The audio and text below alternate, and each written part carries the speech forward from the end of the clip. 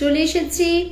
আজকে বলেছিলাম আজকে আমি শিবরাত্রি স্পেশাল দুটো এপিসোড কন্ডাক্ট করছি। অলরেডি আমার ইউটিউবে একটা খুব অসাধারণ এক্সপিরিয়েন্স আমি শেয়ার করে এসেছি, যেটা ভোলে বাবাকে কেন্দ্র করে, এবং একটা অদ্ভুত ঘটনা। যারা মিস করে গেছো তাদের জন্য চটপট করে বলে দিচ্ছি যে তোমরা যখন পরে আমার এই ফেসবুকে শুনবে আমাকে, তখন শ্রেয়া সেনগুপ্তা আচার্য ব্লগস চ্যানেলে চলে যেতে পারো এবং সেখানে শুনে নিতে পারো মহাদেবের একটা অভূতপূর্ব কাহিনী। বেশ, তো সেটা শুনলে আশা করি তোমরা মনে এক অদ্ভুত প্রশান্তি পাবে। হর হর মহাদেব বলে আজকে শুরু করি।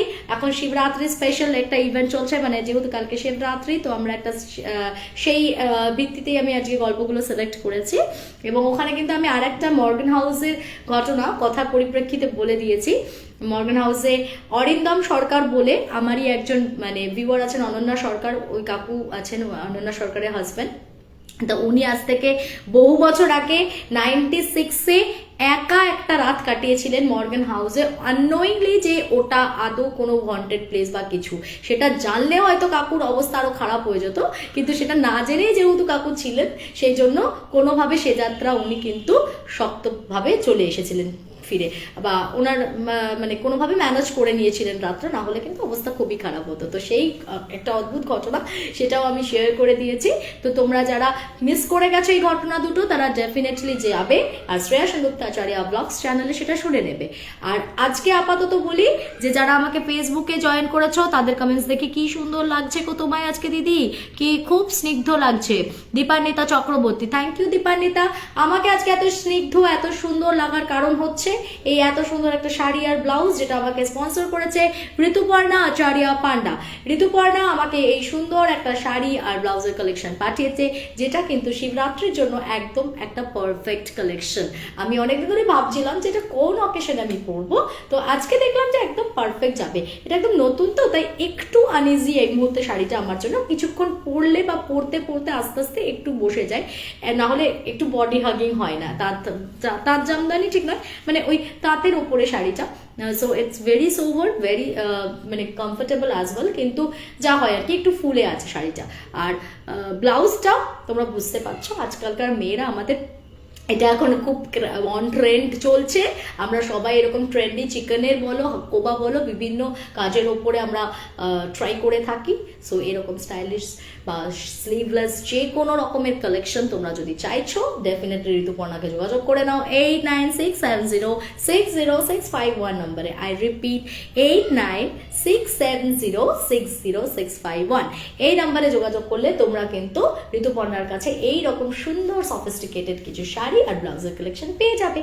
ওকে, এবার বলে দিই, অনেকে প্রশ্ন করছিলে আমাকে যে সুলগ্না স্পেসিফিক্যালি আমাকে ফেসবুকে বারবার পিং করেছিল।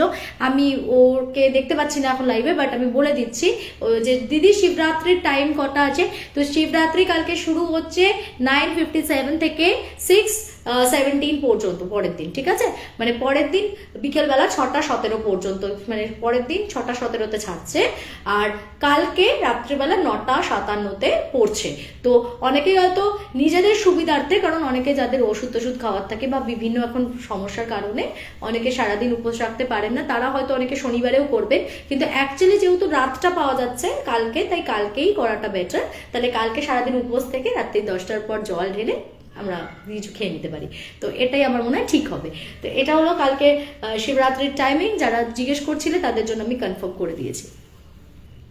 আচ্ছা, পার্থ সরকার লিখছে, দিদি আমার কাছে কালপুরুষের একটা সত্যি ঘটনা আছে, বলবো? একদম, আমাকে টেক্সট করে পাঠিয়ে দিতে পারিস, আমি দেখে নেবো রে। আচ্ছা, খুব সুন্দর লাগছে লিখছে Sujata Roy, thank you aunty, thank you. আচ্ছা, তোমাকে গল্প পাঠিয়েছি, টাইম পেলে শুনো। নন্দিনী দেব, বেশ দিদি তুমি পাঠিয়ে রেখেছো তো? আমি বোধহয় দেখেছি তোমার একটা ভয়েস এসছে, আমি পরে ওটা চেক করে নেব। বাট আমাকে ভয়েস পাঠালে প্রত্যেককেই আমি এটা বলে থাকি যে প্লিজ আমাকে একটু নক করবে, প্লিজ আমাকে একটুখানি বলবে যে তোমরা মানে পাঠিয়েছো, বারবার একটু বলবে, একটু শুনে নিতে, না হলে কিন্তু আমার মাথা থেকে বেরিয়ে যায়। যারা পাঠিয়ে দিয়ে রেখে দিল তারপরে আর কোনো নক করলো না, তাহলে কিন্তু বোঝা গেল যে ওটা কোথায় চলে গেছে, আমি আর খুঁজে পাবো না পরে, ঠিক আছে? তো একটু নক করে দেবে আমাকে। ওয়েল, এবার তাহলে আর দেরি না করে আমি স্টার্ট করছি আমার স্টোরিটা। আরেকবার ছোট্ট করে বলে দিই যে যদি তোমরা আমাকে তোমাদের লাইফে ঘটা কোনো দৈবিক বা ভৌতিক কোনো রকম ইনসিডেন্ট শেয়ার করতে চাও, ডেফিনেটলি আমাকে নক করতে পারো। এবং আমাকে কিন্তু তোমরা 8240840618 নাম্বারে পেয়ে যাবে। 8240840618 যেটা আমার নাম্বার। এই নাম্বারে তোমরা আমাকে যদি যোগাযোগ করো তাহলে আগে হোয়াটসঅ্যাপ করবে, একটা কল টাইম ফিক্স করে নিয়ে আমি ওভার ফোনও কালেক্ট করে নিতে পারি, ইয়া ফির ভয়েস বা টেক্সট করেও তোমরা আমাকে স্টোরি শেয়ার করতে পারো। বেশ, তাহলে এবার আর দেরি না করে চটপট শুরু করবো আজকে মৌমিতার একটা অদ্ভুত ঘটনা। মৌমিতা আমাকে এই ঘটনাটা পাঠিয়েছে। একটু বলি, আমি মৌমিতা নামটা ভীষণ কমন বলে ওর নামটা নিলাম, বাট আমি ওর খুব একটা ডিটেলস দিচ্ছি না, কারণ ওর পাস্টটা না খুব প্যাথেটিক। কেন বলছি কথাটা, যে ওর মা খুব ছোটবেলায় উনি সেপারেটেড হয়ে যান, এবং তারপর ওর মা চলে যাওয়ার পর থেকে ও আর ওর বোন ওর বাবার কাছে বড় হচ্ছিল। বাবা আবার সেকেন্ড ম্যারেজ করেন। স্বাভাবিকভাবেই যিনি সৎ মা, মানে সেকেন্ড মাদার যিনি এসেছিলেন, তিনি যে খুব ভালোবাসতেন ওদেরকে তা নয়, বিভিন্ন রকমভাবে টর্চার ফিল করতে হয়েছে। বাট তার থেকেও যেটা দুঃখের কষ্টের সেটা হলো যে সেকেন্ড মায়ের ছাড়াও বাবা যে ছিল, নিজের বাবাও কিন্তু সারাটা জীবন ওদেরকে নানানভাবে ভীষণভাবে টর্চার করেছে। মানে টর্চার মানে কোনো অশালীন কিছু নয়, ওই অ্যাঙ্গেলে ভাবার দরকার নেই, বাট খুব অ্যাবিউজিভ ছিলেন উনি। মানে উল্টোপাল্টা মুখে বাজে অশ্রাব্য ভাষায় কথা বলা, বা ধরো তোমার মারধর করা, অতিরিক্ত মারধর করা ইনফ্যাক্ট। তো এই ব্যাপারগুলো ওদের বাড়িতে ভীষণভাবে চলতো, এবং যেটা কিন্তু খুব ছোটবেলা থেকে মৌমিতাকে একদম ভেতর থেকে একটা টক্সিক প্যারেন্টিং হয় না, মানে যে জিনিসটা মানুষকে পুরো শেষ করে দেয় মানে তিলে তিলে, সেইভাবেই ও ভেতর থেকে যেন তিলে তিলে শেষ হয়ে যাচ্ছিল ওর এই টক্সিক প্যারেন্টিংয়ের কারণে। মাও খুব একটা ভালোবাসতো না, নিজের মা তো ছিল না, আর ছোট মাও সেইভাবেই খুব রাফলি ট্রিট করতো ওদেরকে দুই বোনকে। তো যার জন্য ওরা দুজনেই না ভীষণ কষ্ট করে বড় হয়েছে। যাই হোক, তো এটা আর আমি ব্যাখ্যা করছি না। যেটা আমার মেন বক্তব্য সেটা হচ্ছে, ওর কাছে ওর মায়ের একটা ছোট্ট, নিজের মায়ের একটা ছোট্ট পিতলের শিব ঠাকুর ছিল। তা ওই শিব ঠাকুরটাকে ও ছোটবেলায় নিজের বন্ধু বানিয়ে নিয়েছিল। কেমন বলতো, মানে ওর যখন খুব কষ্ট হতো, ওর যখন ভীষণ দুঃখ হতো, ও যখন কাউকে বলার জন্য পেত না, না বাবা না মা, আর বোন তখন খুব ছোট, তো কি করবে, ওর যত কষ্ট এসে ওই শিব ঠাকুরটাকে জড়িয়ে ধরে আও আও করে কাঁদতো, আর তাকেই সমস্ত কিছু বলে ও নিজেকে তার কাছেই সমর্পণ করে দিত। তো এইটাই ওর যেন পরম বন্ধু হয়ে দাঁড়িয়েছিল। তো স্কুলে কোনো প্রবলেম, যদিও এটা খুব সিলি সাউন্ড করছে, বাট ও বলছে যে জানো দিদি আমি এরকম করতাম, ধরো আমার কোনো একটা বন্ধু আমাকে হিউমিলিয়েট করেছে, কিছু একটা এমন কিছু বলেছে যেটাতে আমি খুব কষ্ট পেয়েছি, আমি তার কাছে এসে কাঁদছি, যে সমস্যাটা হয়েছে আমি চাইছি সেটা সমাধান হয়ে যাক।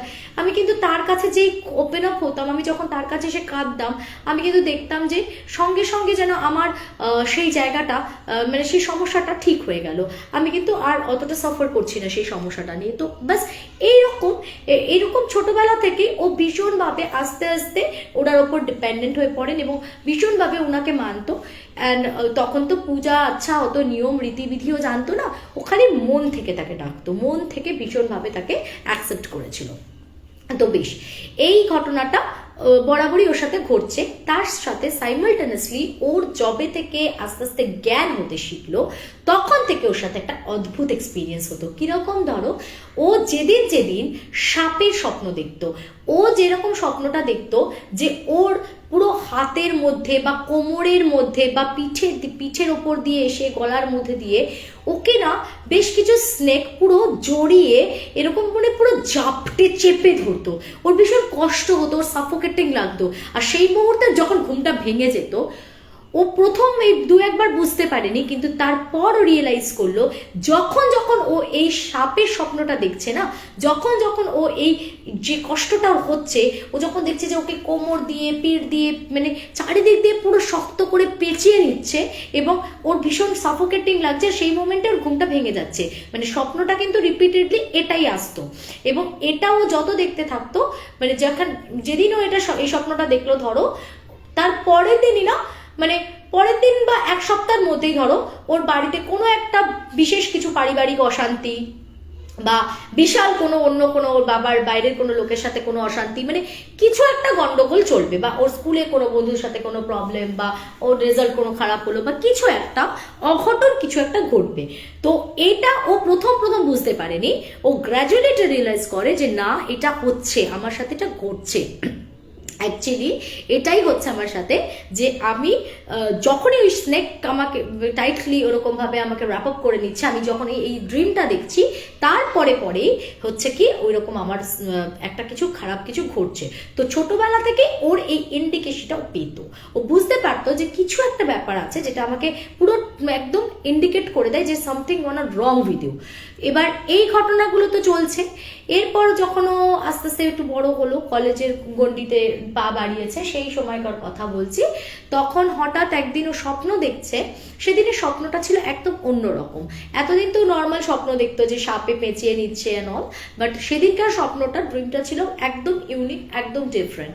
কিরকম ছিল?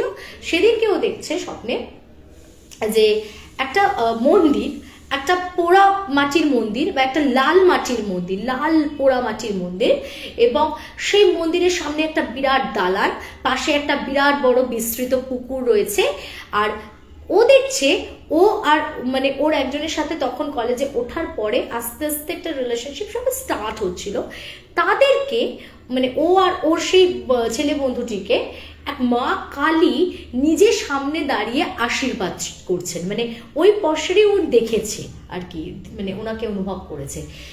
ওরা উঠে বসে বুঝতে পারছে না যেটা আমি কি দেখলাম বা কেন দেখলাম, কারণ তখনও পর্যন্ত ও যার সাথে ওর রিলেশনশিপটা গ্রো করছিল সব কিছুতে খুব বেশি হাত তক গেছে তা নয়, মানে একটা হয় না স্টার্টিংয়ে কিছু একটা চলছে জাস্ট ওইটুকুনি, মানে আস্তে আস্তে কি হলো ওদের দুজনের মধ্যে রিলেশনশিপটা খুব স্ট্রং হতে থাকে। ও কিন্তু ওরকম স্বপ্ন দেখতোই, মাঝে মাঝেই ওরকম ব্ল্যাক বা হোয়াইট কালারের স্নেকের স্বপ্ন দেখতো, এবং যে স্বপ্নগুলো দেখার পরেই ওর সাথে কিন্তু একটা খুবই মারাত্মক কিছু একটা ঘটতো।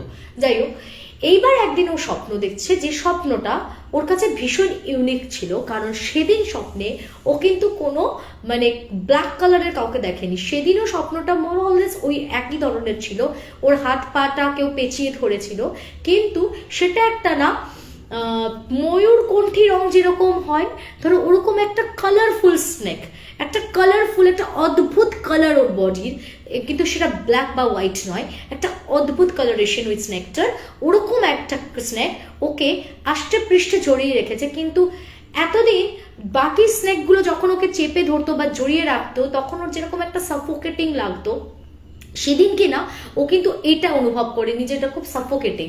ওর কিন্তু মানে একটা অদ্ভুত রকম ফিলিংস তো হচ্ছিল, একটা ইরিটেশন তো ডেফিনেটলি হচ্ছিল, খালি মনে হচ্ছিল যেন কেউ চেপে ধরে আছে, কিন্তু ওই সাফোকেশন হচ্ছিল না অতটা, একটা কোথাও যেন গিয়ে একটা ভালো ফিলও ছিল ভেতরে। সেটা ও বলছে দিদি আমি না তোমাকে ঠিক বোঝাতে পারবো না যতক্ষণ না তুমি নিজে ফিল করতে পারবে, মানে জিনিসটা চেপে ধরে আছে। সব চেপে ধরায় যে আমাদের জন্য ভীষণ ইরিটেটিং হয় তা তো নয়, কখনো কখনো কেউ যদি আমার শক্ত করে হাতটাকে চেপে ধরে সেটার জন্য আমি খুব বিরক্ত হব, আবার কিছু চেপে ধরা এমনও থাকে যেটা একটা ভালো লাগার ফিলিংসও দেয়। তো কাইন্ড অফ সেরকম একটা ফিলিং, যেটা হয়তো সেই জিনিসটা বেশ টান করে আছে, সেই জিনিসটা জাপটে ধরে আছে, কিন্তু তাতে একটা ভালো লাগা আছে, ঠিক আছে। তো এই একটা ফিলিং ওর মধ্যে আসে, এবং ও বলে যে আমি সেদিনকেও ঘুম থেকে উঠে প্রচন্ড ভয় পাচ্ছি যে সামথিং আবার কিছু ঘটনা ঘটতে চলেছে, আবার কিছু একটা ঘটবে বাড়িতে বিশাল কিছু। কিন্তু একটাই জিনিস আমার মাথায় বারবার স্ট্রাইক করছে যে আমি ওই কালারফুল স্নেক দেখলাম কেন, এতদিন তো আমি ব্ল্যাক অ্যান্ড হোয়াইটের মধ্যে দেখতাম, কিন্তু সেদিনকে যে অপূর্ব রংটা তার পুরো একদম ডার্ক কালারের, তোমার ময়ূরকণ্ঠী কালার যেটা হয় সেই কালারটা, মানে অর্ধেকটা নীল বা তার মধ্যে একটা গ্রেনিশ আভা আছে, ওরকম ধরনের পুরো গ্লিট করছে বডিটা, ওরকম একটা স্নেককে আমি দেখেছি। বেশ, বলে তারপর কি ঘটনাটা ঘটলো দেখো।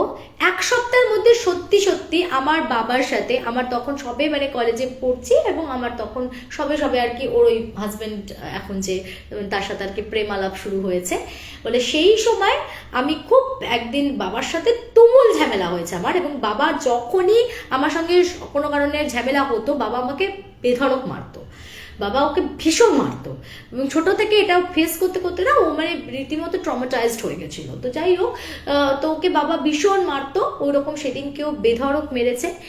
তারপর ও ভীষণ কাঁদতে কাঁদতে ওর ওই বয়ফ্রেন্ড যে ছিল তাকে ফোন করে, এবং সে ওই মুহূর্তে ডিসিশন নেয় যে চলো আমি তোমাকে বিয়ে করবো। তা ও বলে আমি না ভেবে বুঝেই উঠতে পারিনি যে হুশ করে কখন কি হয়ে গেল, আমি কিন্তু দেখলাম যে আমার বিয়ে হয়ে গেল। মানে ও তারপরে ইমিডিয়েট ডিসিশন নিল যে আমি বিয়ে করব, ওর বাড়িতে বললো যে আমি মেয়েটি খুব কষ্টে রয়েছে, আমাকে ওকে বিয়ে করতে হবে। ওর বাড়ির লোক স্ট্রেট তখন প্রথম বললো না আমরা মানবো না, তখন তুমি যেভাবে পারো তাহলে তুমি নিজের দায়িত্বে করে নাও। ও কিন্তু নিজের দায়িত্বে আমাকে নিয়ে বেরিয়ে গিয়ে বিয়ে করে নেয়, এবং বিয়ে করার পর ও বলে আমার লাইফটা পুরো চেঞ্জ হয়ে গেল। অনেকের হয়তো মনে হতে পারে যে অল্প বয়সে বিয়ে করে নিল বলে বাবা এটা পাকা মেয়ে, এত পাকা মেয়ে, বা একটু জাজ করতে পারে তাকে খারাপভাবে, কিন্তু বলছে যে আমার জীবনটা পুরো পাল্টে গেল। আমি একটা ভীষণ টক্সিক একটা বাবার সাথে থাকতাম, যে সারাদিন আমাকে মারধর ছাড়া কিছু করতো না, জাস্ট খেতে দিতে হয় খেতে দিচ্ছে, পড়তে দিতে হয় পড়তে দিচ্ছে, আর তার সাথে বেধরকা মারছে। সেই জায়গা থেকে আমার হাজবেন্ড আমাকে বলে যে কি প্যাম্পার করে, বলে না ভগবান সবার কাছ থেকে সবটা কাড়ে না, কাউকে হয়তো কোনো একটা জায়গায় মেরে দিলেও আর একটা জায়গা দিয়ে কিন্তু তাকে ভরপুর মানে ভরপাই করে দেয় তার, মানে ভগবান সবাইকে কিন্তু তাহলে এই নয় যে সবার একদম 100% ঠিক রাখবে, তাহলে তো ভালো খারাপের ডিফারেন্সটাই বুঝবো না। খারাপ দিনটা আমার না থাকলে জীবনে আমি তো ভালোটাকে উপভোগ করতে পারবো না, রাইট? সো ভালোটাকে বুঝতে গেলে, সেটাকে উপলব্ধি করতে গেলে, ভালো ফিলিংসটাকে রিয়েলাইজ করতে হলে খারাপটাকে আমাকে ফিল করতে হবে, দেন আই ক্যান ডিসক্রিমিনেট যে কোনটা ভালো আছে কি কোনটা খারাপ আছে। তা আদারওয়াইজ সেটা পসিবল না। সেই জন্য ভালো খারাপ তো মিশিয়ে থাকে, কিন্তু কাউকে মানে সব দিক থেকে কিন্তু খারাপটা দেন না। তো হয়তো ওর ওই দিকটা এত খারাপ ছিল বলে আমাদের অধিকাংশ মেয়েদের গল্পটা কিন্তু সম্পূর্ণ অন্য রকমের হয়। আমরা বাবার বাড়িতে অনেক বেশি প্যাম্পার্ড হই, আমরা বাবার বাড়িতে অনেক বেশি আদরে আহ্লাদে বড় হতে থাকি, কিন্তু সেই জায়গায় আমরা হয়তো শ্বশুর বাড়িতে এসে সেই আদর যত্ন বা সেটা অতটা পাই না। কিন্তু এই ক্ষেত্রটা ছিল সম্পূর্ণ আলাদা। ও বলছে আমি বাবার বাড়িতে যা যা মিস করেছি, আমাকে আমার পরবর্তীতে যখন শ্বশুর শাশুড়ি মেনে নেয়, তুমি বিশ্বাস করবে না, ওনারা এত ভালো, ওনারা আমাকে পুরো মেয়ের মতন যত্নে আগলে রাখেন। আমি যেহেতু খুব ছোট বয়সে এসেছি বিয়ে করে, আমাকে কিভাবে যে ওনারা ট্রিট করেন, মানে একদম বাচ্চার মতোই ট্রিট করেন। আমাকে হাতে করে সমস্ত কিছু শেখানো থেকে শুরু করে এভরিথিং সমস্ত আমার শাশুড়ি নিজে করেন। যাই হোক, তো এটা একটা খুব ভালো ব্যাপার। তো তখনও রিলেট করতে পারলো যে তার মানে ও এতদিন পর্যন্ত ব্ল্যাক অ্যান্ড হোয়াইট যে স্নেকটাকে দেখেছে, ওটা একটা ইন্ডিকেট করে যে কোনো খারাপ কিছু ওর সাথে হতে চলেছে। সেদিন ও যে কালারফুল স্নেকটা দেখেছিল, এই ডিফারেন্সটাই ওর জীবনে যে এত বড় একটা পাশা পাল্টাতে চলেছে সেটার একটা ইন্ডিকেট করতেই সে বোধহয় ওই মানে এসেছিল, বা সেটাকে মানে বোঝানোর জন্যই হয়তো সেদিনকেও ওই রঙিন স্নেকটা দেখেছিল। সেটা তখনও রিলেট করতে পারে, ও কিন্তু ইনিশিয়ালি ব্যাপারটা বুঝতে পারেনি। বেশ, বলে এরপর অদ্ভুত ঘটনা দেখো, আমার গঙ্গাসাগরে বিয়ে হলো, এবং আমি গঙ্গাসাগরের ওখানে একদিন আমার শ্বশুর শাশুড়ি আর আমার হাজবেন্ডকে বিয়ের পরে একদম কয়েক মাসের মধ্যে আমি ঘুরতে গেছি। আমি দেখছি আমার স্বপ্নে আমি তার কিছুদিন আগে যে মন্দিরটা দেখেছিলাম, আমি যে দেখেছিলাম না একটা মানে লাল মাটির একটা মন্দির, সামনে দালান, পাশে পুকুর, এক্স্যাক্টলি ওই মন্দিরটা আমি দেখছি ওখানে রয়েছে। এবং ওই মন্দিরটা মানে একজন মহিলা পুরোহিত ওখানে পুজো করছিলেন, আমি প্রাণ ভরে ওখানে পুজো দিলাম, এবং তখন আমি বুঝতে পারলাম আচ্ছা, তো এবার আমি রিলেট করতে পারছি। এটাও আমাকে ইন্ডিকেট করছিল যে তোমার মানে ওটা ডিরেক্ট করলো যে তুমি কিন্তু এটাই তোমার রাইট প্লেস টু গো, তোমাকে এইখানে যেতে হবে, গিয়ে পৌঁছতে হবে। এবং এটাই এখন আমাকে এই যে আমি আমার ড্রিমের সাথে প্র্যাকটিক্যালি এই জায়গাটাকে ম্যাচ করাতে পারলাম, এটা একটা ক্লিয়ার ডিরেকশন যে তুমি তোমার একদম ঠিক নির্দেশনাতে এগোচ্ছ, মানে তোমার জন্য যেটা ডেস্টিনিতে মানে প্রিডেস্টিনি যেটা ছিল সেদিকেই তুমি পা বাড়িয়েছো। তো সবকিছু এবার তোমার লাইফে হয়তো ভালো হতে যাচ্ছে। তো এটা আস্তে আস্তে ওগুলো যেন বিয়ের পরে না বাবার অনেক পরিবর্তন নোটিস করলাম। হয়তো আমি সামনে থাকতাম বলে আমাকে ওরকম ভাবে অ্যাবিউজ করতো, কিন্তু বিয়ের পর যখন আমি চলে আসি তারপর থেকে বাবা কিন্তু আমাকে আর অতটা কখনো টর্চার করেনি, বা বাবা কিন্তু তারপর থেকে আমার সাথে মাঝে মাঝে খুব ভালো করে বিহেভ করতো, কথা বলতো। তো আমার কোথাও আগে রাগ দুঃখ ক্রাশটা থেকে গেছিলো, বাট ঠিক আছে চলো, আফটার অল তো বাবা, তো কোথাও গিয়ে মেয়েদের না একটা বাবার প্রতি, বাবা খারাপ হোক ভালো হোক যেমনই হোক বাবা তো বাবাই হয়, এই ফিলিংসটা থাকে। তো সেই জায়গা থেকে অনেকটাই ও যতই হোক তার মানে তার কাছে এতদিন তার শেল্টারে ছিল, খেয়েছে পড়েছে, তো ওই জায়গা থেকে আস্তে আস্তে বাবার সাথেও রিলেশনটা ভালো হয়, এদিকে শ্বশুরবাড়ির প্রত্যেকের সাথে খুব ভালো বন্ড ক্রিয়েট হয়, এবং আস্তে আস্তে খুব ভালো চলছিল। তো এরপরেও বলে যেটা যে আস্তে আস্তে এবার আমার আবার জীবনে একটা নতুন অধ্যায় শুরু হলো। কিরকম না, এতদিন তো আমি শুধুমাত্র কোনটা খারাপ হবে বা ভালো হবে এটুকুই বুঝতে পারছিলাম এবং আমি রিলেট করতে পারলাম যে আমি কেন ড্রিমসগুলো দেখছিলাম। এরপরে আমি একটা জিনিস অনুভব করলাম যে আমার যে প্রত্যেকটা স্বপ্ন আসে বা আমি যে প্রত্যেকটা ড্রিম দেখছি, এই প্রত্যেকটার কিন্তু কোনো একটা ইনার মিনিং আছে বা আমাকে কিন্তু কেউ কোনো একটা দিকে ডাইরেক্ট করার চেষ্টা করে। তো এটা আমার তখন মাথায় ঢুকলো যে আমার প্রত্যেকটা ড্রিমকে আমাকে একটু অ্যানালিসিস করতে হবে। মানে আমি যদি একদম অ্যানালিটিক্যালি না ভেবে ওটাকে মানে জাস্ট ইগনোর করে যাই, তাহলে হয়তো আমি কিছু মিস করে যাব, লাইফের কোনো একটা খুব ইম্পর্টেন্ট কিছু মিস করে যাব। তো আমাকে প্রত্যেকটা ড্রিমকে প্রাধান্য দিতে হবে। এরপর যেটা শুরু হয় ওর কাছে, ওর একটা স্বপ্ন আসতে শুরু করে। বেশ কিছুদিন ধরে ও একটা স্বপ্ন দেখছিল, যে দেখছে বলে দিদি তুমি বিশ্বাস করো চারিদিকটা ধবধবে সাদা পাহাড়, ঠিক আছে, আর কিচ্ছু দেখা যাচ্ছে না, চারিদিক শুধু সাদা, মানে একদম মোটা মোটা মানে বরফের ঢাকা, এরকম পুরো সাদা আর মেঘ। আমি এই দৃশ্যটা অনুভব করেছিলাম। আমি বলেছিলাম যে যখন আমরা লাদাখ থেকে ঢুকছি হিমাচলে, তো ওই সময় তোমার স্পিতি ক্রস করার পর বারালাচা ক্রস করতে হয়। ওই বারালাচা পাশে যদি তোমরা যাও, trust me, you can see the heavenly view. মানে ওখানে ওই যে মানে একদম অ্যাকিউরেট ওই যে আমরা হেভেনটা যেটা দেখাই না টিভিতে, যেটা আমাদের একটা ইমাজিনেশন থাকে, পুরো ওই ভিউটাই আমি দেখেছিলাম ওখানে। যে পুরো একদম মানে বরফটা শেষ হচ্ছে আর কোথায় গিয়ে আকাশের মেঘটা নেমে এসছে, মানে দুটোর ব্লেন্ডিংটা, ইট ওয়াজ অ্যান অ্যামেজিং ভিউ। আমি পুরো আপ্লুত হয়ে হা করে দেখছি, কোথায় বরফের শেষ কোথায় মেঘ আমি বুঝতে পারছি না, আর পুরো জায়গাটা সাদা হয়ে রয়েছে। এই রকম হেভেনলি ভিউ আমি এত কোথাও কোনো মানে কোনো পাহাড়ে দেখিনি। এটা আমার জন্য একটা মানে এর থেকে উঁচু নিচু কোনো পাহাড়েই নয়। এই বারালাচা পাসটার মধ্যে আমার একটা ভীষণ ভালো লাগা তৈরি হয়েছিল ওই ভিউটার জন্য মেনলি। যাই হোক, তো এবার ওটা গেল। তো উনি ওরকম একটা ভিউ দেখছি এবং ও বলছে যে আমি দেখছি জটাধারী একজন, পুরো ধপধপে সাদা, ভীষণ হ্যান্ডসাম, ভীষণ মানে টল হ্যান্ডসাম যাকে বলে, এবং ধপধপে সাদা, সে রুদ্রাক্ষ ধারণ করে রয়েছে, মাথায় জটা আছে, হাতে ত্রিশূল আছে, বসে ধ্যান করছে এবং সে একদম মানে ধ্যানে নিমগ্ন হয়ে রয়েছে। তো আমি অনেকক্ষণ ধরে ভাবছি যে এটা কি বলতে চাইছে আমাকে, কেন এই স্বপ্নটা বারবার আসছে। তো গ্র্যাজুয়ালি ও বোঝে যে তাহলে কোথাও গিয়ে আমার মনে হয় যে আমাকে হয়তো উনি মেডিটেশনের জন্য এনকারেজ করছেন, বা আমার হয়তো এখন তাহলে একটু এই পথে চালিত হওয়া উচিত। তো কি করবে উনি এবার, স্বপ্নটা নেক্সট টাইম ও যখন পায়, ওনার স্বপ্নের মধ্যে জানতে চায় যে আমি কি করব। কারণ ও বলছে আমার ভেতর থেকে আসছে না যে আমি কোথাও গিয়ে দীক্ষা নিই, কোনো গুরুজি বানাই। কেননা জানো তো, যখনই তুমি মেডিটেশন করবে তো সবাই বলে দেখবে যে মেডিটেশনের জন্য তোমার একজন গুরুর দরকার পড়ে, যে তোমাকে সঠিক পথে চালনা করবেন। কিন্তু ওর একটা ভেতর থেকে জয় ছিল যে না, আমার মনে হচ্ছে যে আমাকে স্বয়ং মহাদেব যখন এই বাণী দিচ্ছেন, মানে উনি যখন আমাকে পথ দেখাচ্ছেন, উনি আমাকে বলবেন যে আমার কি বীজ মন্ত্র হবে, বা উনি আমাকে জানাবেন যে আমি কিভাবে মেডিটেশনটা করব। তো বলে আমি একদিন দৈববাণী পাই এবং পঞ্চাক্ষরী মন্ত্র যেটা হয় শিব ঠাকুরের, তো বলে আমাকে ক্লিয়ার আমি দৈববাণীতে শুনতে পেয়েছিলাম যে আমাকে পঞ্চাক্ষরী মন্ত্র জপ করার জন্য বলা হয়েছিল। তো তারপর থেকে ও ওইভাবেই যেরকম ও মানে নির্দেশ পেয়েছিল সেই অনুযায়ী ও স্টার্ট করে পঞ্চাক্ষরী মন্ত্র ও জপ করতে থাকে এবং মেডিটেশন করতে থাকে। তাতে আস্তে আস্তে ও ফিল করে ওর ভেতরের ইনটিউশন পাওয়ারটা অনেক বেশি ডেভেলপ করেছে।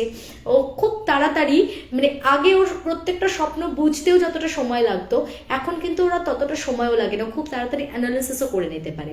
এরপরেও কি অদ্ভুত অদ্ভুত ঘটনা ওর জীবনে, দেখো একটা ইনসিডেন্ট বলি। ও বলছে যে আমি এরপরে একদিন স্বপ্ন দেখছি যে আমি বসে আছি আর আমার বাড়িতে রুদ্রাভিষেক চলছে। তো সেই সময় আমার পুরোহিত পুজো করছে, এরকম একটা শিবরাত্রি তিথিতে। তো শিবরাত্রি তিথিতে আমার বাড়িতে রুদ্রাভিষেক হচ্ছে, পুরোহিত পুজো করছে। হঠাৎ করে বাইরের বেলটা বাজলো, এটা কিন্তু স্বপ্ন দেখছে, হ্যাঁ।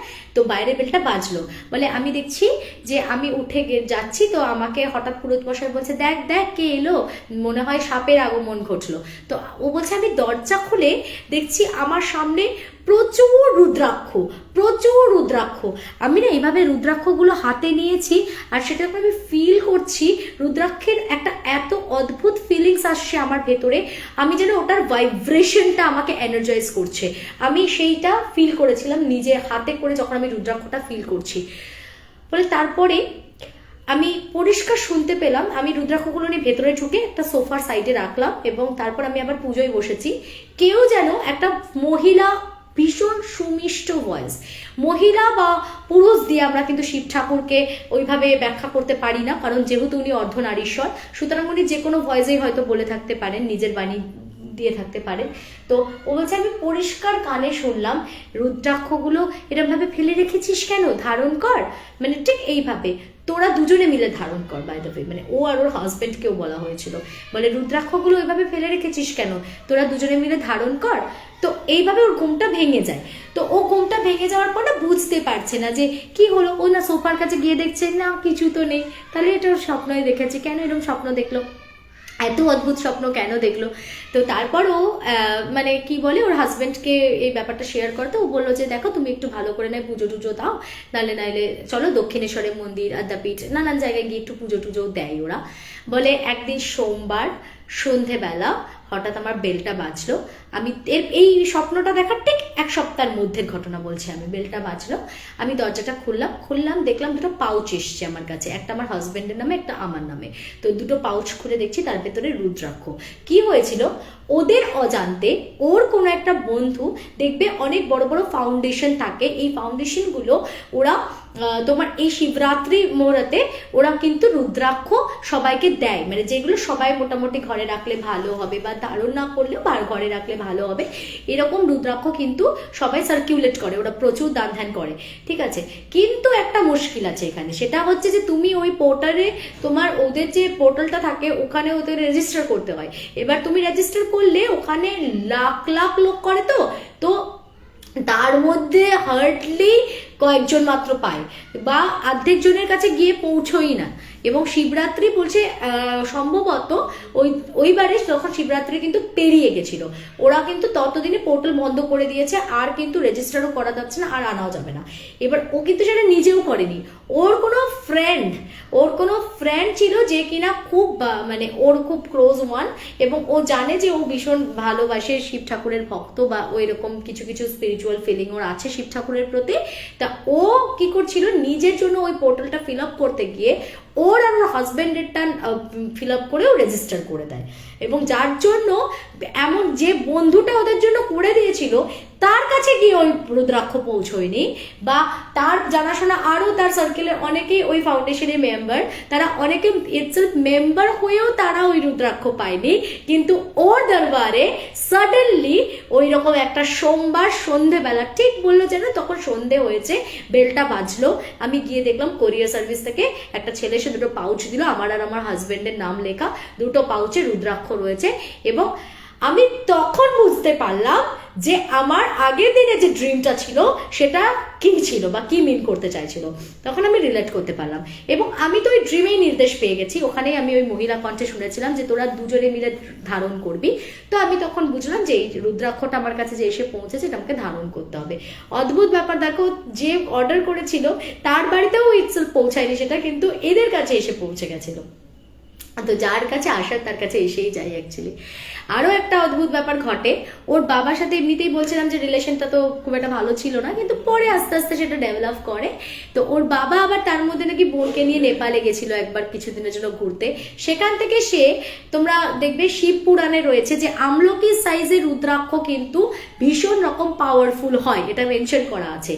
তো বলে আমি যখন বাবা আমার জন্য ওটা দিল একটা ছোট্ট ব্যাগের মধ্যে সুন্দর করে প্যাকিং করা ছিল, আমি ওটা খুললাম, আমি খুলে বার করে দেখছি ওই রকম আমলকি সাইজের রুদ্রাক্ষ, আর একটা তোমার বড় রুদ্রাক্ষ, মানে যেটা তোমার গুরু রুদ্রাক্ষ, সেটা তো জাস্ট যদি কেউ কাউন্টিং করে তাহলে কাউন্টিংটা এন্ড হচ্ছে ওখানে গিয়ে, সেটাকে মানে ওটা বুঝতে পারবে, সেই জন্য ওই গুরু রুদ্রাক্ষটা দেওয়া থাকে। বাকি 54টা, ঠিক আছে, 54 মানে 27 নয় 54, 108 বারের তোমার পুরো কাউন্টিংটা 54 হলে তাহলে তুমি দুবারে কাউন্ট করতে পারবে, 27 হলে তাহলে তুমি 4 বারে কাউন্টিংটা কমপ্লিট করতে পারবে। তো যারা ওই জপের মালা নেয় তারা ইজিয়ার হয় কি ক্যারি করতে সুবিধা হয় 27টা, ছোট্ট হয়, ওটা 4 বার কাউন্ট করতে পারো। অথবা তুমি 54টার বিডস নিতে পারো, 54টার বিডস নিলে তুমি দুবার কাউন্ট করলে 108 হয়ে যাবে। আর না হলে 108টার, কিন্তু 108টার আবার অনেক ব্যাপার আছে, 108টার তুমি নিতে পারো কিন্তু সেটা অনেক লম্বা হয়ে যাবে, সেটা ক্যারি করা ডিফিকাল্ট, প্লাস তোমার নাভির নিচে নেমে যাবে লম্বা হলে, এবার নাভির নিচে ওটাকে নামানো যাবে না, তো কাজেই নাভির ওপরেও থাকবে। 54টা হচ্ছে একদম স্ট্যান্ডার্ড, ওটাতে দুবার কাউন্ট করলে 108 বার হয়ে যায়, ঠিক আছে।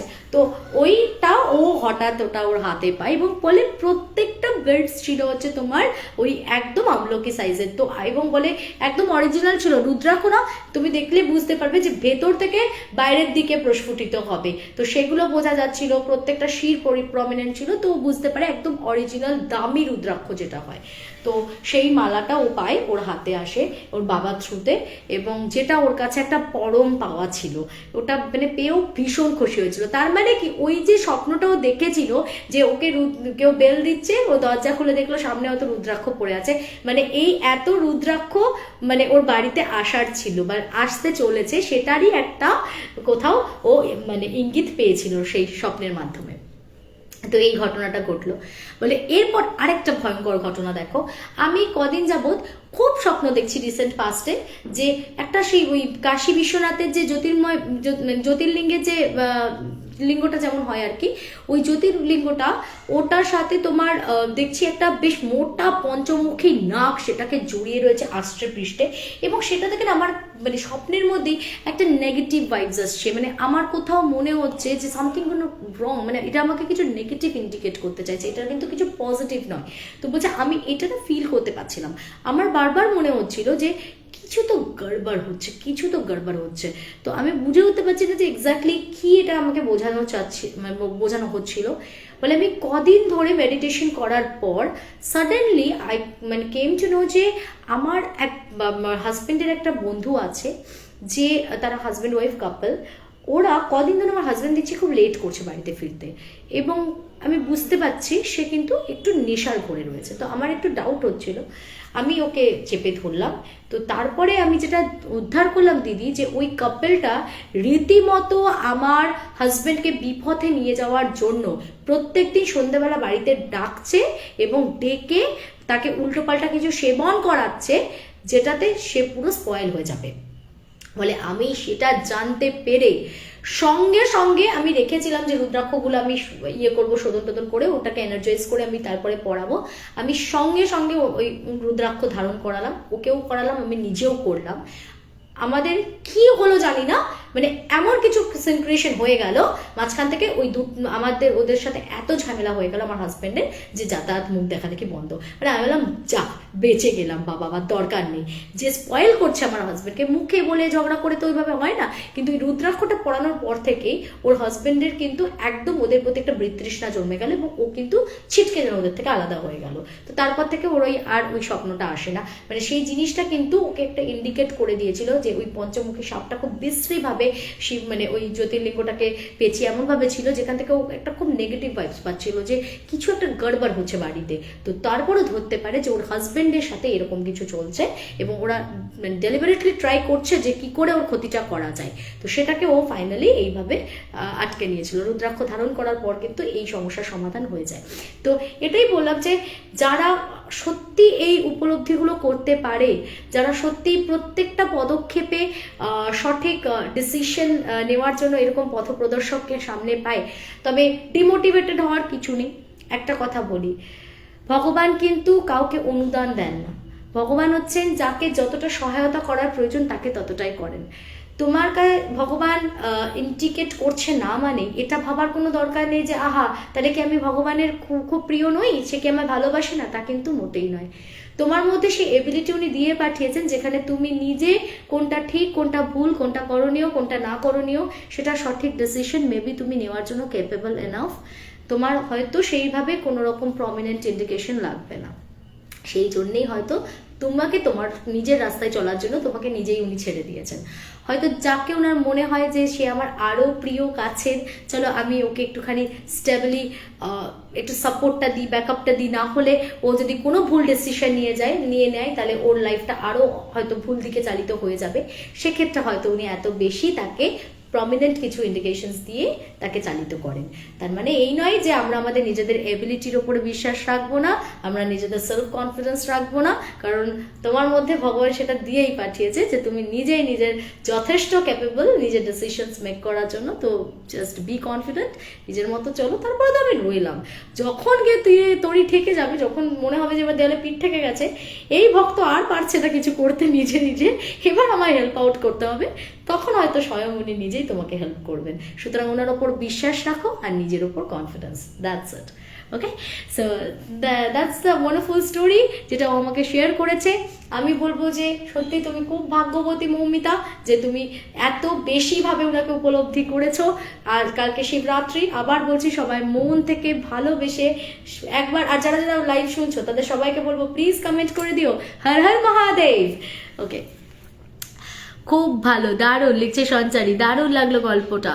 জানি না দিদি তোমার হাজবেন্ডের কি হয়েছে, তুমি পজিটিভ ভাবো। কি হয়েছে? মনটা খুব খারাপ লাগছিল, আমার হাজবেন্ড হসপিটালাইজড। কে লিখছে এটা? কার কমেন্ট এটা? মৌয়াদি, কি হয়েছে? আচ্ছা, ওম নমঃ শিবায়, জয় ভোলেনাথ। সব ঠিক হয়ে যাবে দিদি, তুমি চিন্তা করো না। We all are wishing for speedy recovery, right? So তুমি একদম চিন্তা করো না, সব ভালো হবে। বংক্রাস সত্যি, সায়ন সরকার, এলিগেন্ট অ্যান্ড বিউটিফুল। বাবা, এত তারিফ তো আমাকে কেউ করে না রে, তুই আজকে করলি। আমি তো খুশিতে আজকে তো পাগলই হয়ে যাবো। এত এত এত তারিফ করিস না, এত নিতে পারি না আমি, ওভারডোজ হয়ে যায় আমার জন্য। আচ্ছা, হর হর মহাদেব, জয় বাবা ভোলেনাথ। চলো, সবাইকে আমরা ভালো রাখবো এবং নিজেরাও ভালো থাকবো, এবং অবশ্যই উনি তো আছেনই আমাদেরকে অলওয়েজ সাপোর্ট করার জন্য। তবে অবশ্যই নিজের আত্মবিশ্বাসী হও সবসময়। আবার এটাও ভাববে না যে আমি তো ভগবানকে দেখতে পাচ্ছি না, তাহলে কি হবে, আমার জীবনটা কি থেমে যাবে? ভগবান ঠিক যাকে যতটুকুনি প্রয়োজন ততটুকুই সাপোর্ট দেবে, বাকিটা নিজের কর্ম। তুমি যেমন কর্ম করবে তেমন ফল পাবে। আর ডাকাটা মন থেকে ডাকতে হবে। চল, আর কি গল্প করবো? ঠিক আছে, কটা বাজে দেখি? 10টা বাজে, 10ই বাজে। ঠিক আছে, আমি আর দু একটা কমেন্ট পড়ে বেরিয়ে যাব। আনিস চক্রবর্তী লিখছে, দারুণ লাগলো স্টোরিটা দিদি, ওম নমঃ শিবায়, ওম নমঃ শিবায়। মিস করে গেলাম, হয়ে গেল দি। আচ্ছা, অনুসুয়া রয় লিখছে, অনুসুয়া আমি আজকে দুটো স্টোরি শেয়ার করেছি। একটা স্টোরি রয়েছে আমার শ্রেয়া সেনগুপ্তা আচার্য ব্লগস, ওখানে তো তুমি যদি ওটাও মিস করে থাকো তাহলে তুমি ওখানে চেক করে নিতে পারো শ্রেয়া সেনগুপ্তা আচার্য ব্লগস চ্যানেলে। ওখানেও একটা দারুণ সুন্দর শিব ঠাকুরের স্টোরি আর একটা মর্গান হাউসের স্টোরি আমি শেয়ার করেছি। আর এখানেও আর একটা সুন্দর এপিসোড আমি কন্ডাক্ট করলাম, যেটা আমাদের মনের মধ্যে একটা অদ্ভুত প্রশান্তি সঞ্চার করলো ডেফিনেটলি, কারণ আমার এই ধরনের স্টোরিজ খুব ভালো লাগে শুনতে। তো তোমরা যারা এখানে মিস করে গেছো তারা চাইলে এখন যদি আবার রিপিট করে লাইভ না শুনতে চাও, কারণ অনেক সময় ফেসবুকে না লাইভ সেশনটা পরে চালালে অনেক রকমের ডিস্টার্বেন্স হয়, তো সেক্ষেত্রে আমি বলবো ইন দ্যাট কেস তোমরা কালকে সকালে সত্যিভূতের গল্প আমার যে ইউটিউব চ্যানেল আছে সেখানে সকালবেলা 10টার সময় এটা আপলোড হয়ে যাবে, ওখানে চলে যাও আর শুনে নাও। আচ্ছা, মনীষা মণ্ডল লিখছে, লাভ ইউ দি, আর খুব সুন্দর লাগলো শুনতে, দারুণ দারুণ। অপূর্ব লিখছে, তাতাই ব্যানার্জি, থ্যাংক ইউ। সহেলি দে লিখছে, দারুণ গল্পটা, থ্যাংক ইউ। সুতপা পাঞ্জা লিখছে, দারুণ লাগলো ঘটনাটা, থ্যাংক ইউ সো মাচ। চলো, আজকে অনেকগুলো কমেন্টস পড়েছি, অনেক গল্প করেছি, এবার তাহলে আসি। কালকে আবার পুজো আছে, তার বাকি তো প্রতিনিয়ত যা কাজ থাকে সেগুলো আছে, বাচ্চাদেরও স্কুল আছে, আর রাত করবো না। খুব দারুণ লাগলো, হর হর মহাদেব, হর হর মহাদেব। চলো, এতবার মহাদেবের নাম নিয়ে একটা অদ্ভুত এনার্জি ফিল করি আমি যতবার দেখবে। এই হর হর মহাদেবের মধ্যে একটা অদ্ভুত ভাইব্রেশন আছে যেটা না তোমাকে ভীষণ এনার্জি দেবে। আমি সারাদিন কাজ করার পরেও যখন আমার মনে হয় কোনো সময় আমার লেজি ফিল হচ্ছে, আমি জাস্ট আমার না দুটো চ্যান্টিং আমার খুব আসে। আমার একটা হচ্ছে হর হর মহাদেব, এটাতে আমি একটা ভীষণ এনার্জাইজ ফিল করি। আর একটা ব্যাপার আসে, আমার গণপতি বাপ্পাকে খুব এনার্জেটিক লাগে, আমি জানি না কেন, আমার ভীষণ ক্লোজ টু হার্ট। আমি ভীষণভাবে গণেশের নাম দিতে থাকি, ওম গণ গণপতায় নমঃ, ওটা আমাকে এত এনার্জি দেয়। আমি এই যে সবাই আমাকে জিজ্ঞেস করে তোমার রাজটা কি, তুমি সারাদিন এত কাজ করছো কি করে, আমার কোথাও মনে হয় যে it's just spiritual support I get from them. আমি মানে আমার নিজের কিছুই করি না, হয়তো সেই সাপোর্টটা পাই। যখনই আমার বলি না যে লেজি লাগছে, যখন আমার অনেক টায়ার্ড লাগছে, আমি জাস্ট একদম মানে গণেশ বা শিব ঠাকুরের নাম নিলে আমার মনে হয় যে বেশ এবার এনার্জি পেয়ে গেছি, আবার রিফিল্ড হয়ে গেছি, চলো এবার আবার ফুলভাবে সব কাজ করতে থাকো। আচ্ছা, ইউটিউবে আসবে না? ইউটিউবে হয়ে গেছে মহুয়াদি, আমি ইউটিউবে আজকে আগে এসেছিলাম, আমি 8:30 থেকে ইউটিউবে অলরেডি লাইভটা কন্ডাক্ট করে দিয়েছি, ইউটিউবে চলে এসেছিলাম। তুমি মিস করে গেছো ওই স্টোরিটা, ওটা শোনো। তুমি যেহেতু দাদা হসপিটালাইজড বললে, তো আমার মনে হয় তোমার মনটা খুব ভারী হয়ে রয়েছে, তুমি একটা ভীষণ মিষ্টি শিব ঠাকুরেরই একটা অভিজ্ঞতা, ওটা শোনো, তোমার অবশ্যই খুব ভালো লাগবে। তুমি যাও শ্রেয়া সেনগুপ্তা আচার্য ব্লগস, ওই চ্যানেলে পেয়ে যাবে, ঠিক আছে? আচ্ছা, ঠিক আছে, চলো। So good night all of you, সবাই খুব ভালো থেকো, ভালো করে কালকে পুজো করো। সকলকে জানাই শুভ মানে মহাশিবরাত্রির অনেক অনেক শুভেচ্ছা, আর তার সাথে সাথে অবশ্যই শুভরাত্রি। টাটা।